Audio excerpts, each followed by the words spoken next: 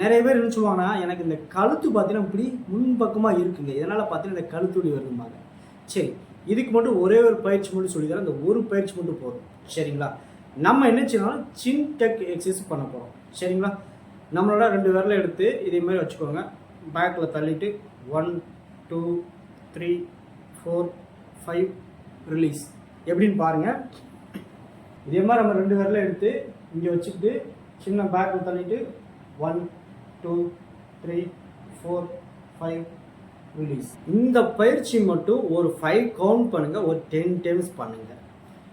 ஏன் நம்மளோட கழுத்து இந்த முன்பக்கமாக இப்படி சாஞ்சு இருக்குன்னு பார்த்தீங்கன்னா, நம்ம ஓவராக ஃபோன் யூஸ் பண்ணுறதோ இல்லைனா சோஃபா செட்டில் படுத்திருந்து 2-3 பில்லை வச்சு கழுத்தை நல்லா முன்பக்கமாக சாய்ச்சி வச்சுருப்போம். இல்லை ரொம்ப பில்லோ ஹைட்டை வச்சு நம்ம படுத்திருப்போம்.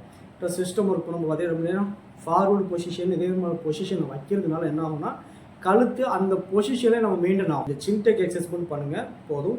உங்களுக்கு நெக் பெயின் கண்டினியூ ஆனால் கால் பண்ணுங்கள். நான் டாக்டர் அண்ணாபிமுத்து, physiotherapist, AB physio health care, Ambattur, Chennai.